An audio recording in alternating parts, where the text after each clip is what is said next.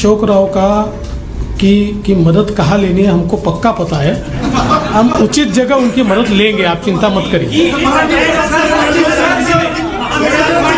So, will you be taking some insights from Mr. Chauhan regarding 100%। देखिए, महाविकास आघाड़ी? उनका केवल महाविकास आघाड़ी नहीं, उनका एक प्रदीर्घ अनुभव रहा है, तो उनके अनुभव का यानी पॉलिटिकल अनुभव का भी और एडमिनिस्ट्रेटिव अनुभव का भी फायदा लेंगे ही।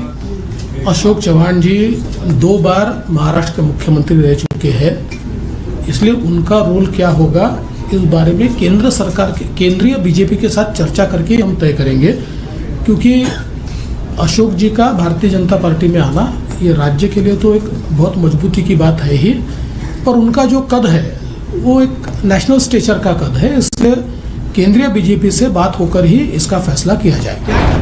माझा त्यांच्यावर उलटा आरोप असा आहे की त्यांना त्यांचा पक्ष सांभाळता येत नाही, त्यांना त्यांच्या पक्षात नेते सांभाळता येत नाही, त्यांना त्यांच्या पक्षामध्ये मोठ बांधता येत नाही, कारण कोणाचा पायपोस कोणाच्या पायात नाही। आज हे सगळे मोठे नेते इतके वर्षाची त्यांच्या पक्षातली पुण्य सोडून आमच्यासोबत का येत आहेत, याचं कारण आहे की आज काँग्रेसमध्ये जे वातावरण आहे, आज काँग्रेसमध्ये पार्टी कुठल्या दिशेने चालली आहे हेच कोणाला समजत नाही, आणि भारतीय जनता पार्टीला विरोध करता करता देशाच्या विकासाला आपण कधी विरोध करायला लागलो हे त्यांना समजत नाही आहे।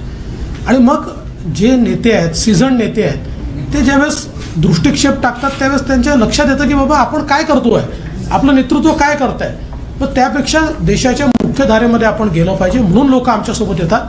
त्यामुळे त्यांनी पहिले आत्मचिंतन केलं पाहिजे की त्यांना घर का सांभाळता येत नाही, ज्यांनी काँग्रेस मोठी केली, ज्यांनी आपलं सर्वस्व काँग्रेसला दिलं, असे नेते का आपल्याला सांभाळता येत नाही, असं आत्मचिंतन त्यांनी केलं पाहिजे।